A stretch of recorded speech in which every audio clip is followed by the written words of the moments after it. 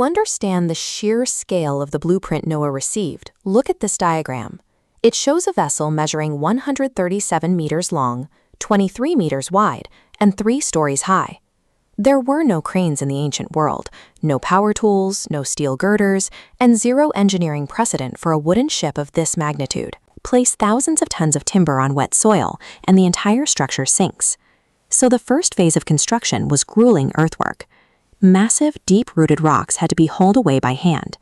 Deep drainage trenches were dug around the perimeter just to channel the groundwater away and prevent the site from becoming an impassable mud pit. And this was all happening in plain sight.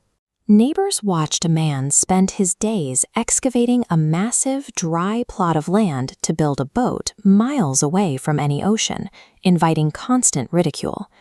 Every rock moved and every trench dug required him to treat a seemingly absurd divine instruction as absolute reality, pushing against both the laws of physics and the laughter of society. The blueprint called for cypress wood. It's a remarkably dense, heavy timber. Chopping down hundreds of these towering trees with Bronze Age hand axes required thousands of hours of brutal, repetitive labor. Once felled, the massive trunks had to be transported to the build site. Without wheels or beasts of burden specialized for the task, they relied entirely on thick ropes and sheer brute force, dragging the heavy timber slowly across smaller wooden rollers. Take a look at this structural model. The ship needed a central spine, or keel, to support immense weight over a 137-meter span, but no single tree grows to that length. The ancient solution was complex splicing. Carpenters carved highly precise interlocking joints into the ends of multiple trunks. By sliding these cuts together and locking them in place with heavy wooden pegs, they engineered a continuous, load-bearing spine. These hand-carved connections were the only thing preventing the hull from snapping under the weight of the cargo. Every splice had to be perfect, because by the time the pressure arrived, it would be too late to tighten a single peg. A wooden hull alone cannot hold out an ocean. The instructions demanded the vessel be coated inside and out with pitch, turning the porous wood into an impermeable skin. This meant weeks of boiling thick, toxic tar and meticulously working it into every seam, crack, and joint. A single missed gap would mean catastrophic flooding. This diagram illustrates the vessel's internal logic. To maintain perfect weight distribution and buoyancy, the 3 interior decks were highly organized. Heavy animals were housed on the bottom tier to act as ballast. Medium-sized creatures occupied the center, and birds filled the top deck. But a sealed, crowded ship poses another massive threat: suffocation. The design included a specialized upper ventilation window, engineered to cycle out lethal animal gases while preventing torrential rain from flooding the hull. The greatest structural vulnerability was the single, massive side door. To survive immense external water pressure without bursting inward, its frame was braced with heavy diagonal beams. This 3-tier layout functioned as a self-sustaining biosphere, engineered to manage waste, air, and weight distribution across the entire volume of the hull. Then, decades of human labor ended, and something entirely outside human control began. Wild animals emerged from the tree lines, migrating toward the vessel without being herded or hunted.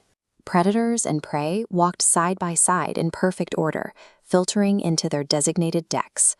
Meanwhile, the surrounding population continued with their daily lives, ignoring the massive biological migration happening right in front of them.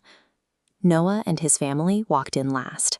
He had spent his entire adult life building the massive wooden door, but the historical accounts make a very specific, crucial distinction.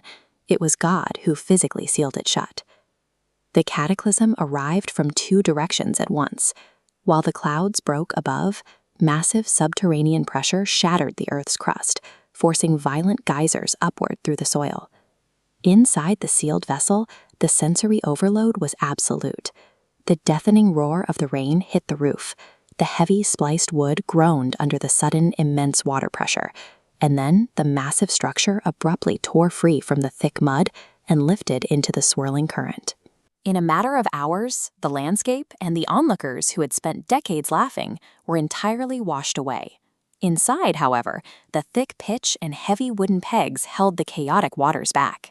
Every inch of that dry, buoyant interior was the direct physical payoff for executing a seemingly irrational set of instructions down to the final millimeter. For 150 days, the vessel drifted blindly without sails or a rudder.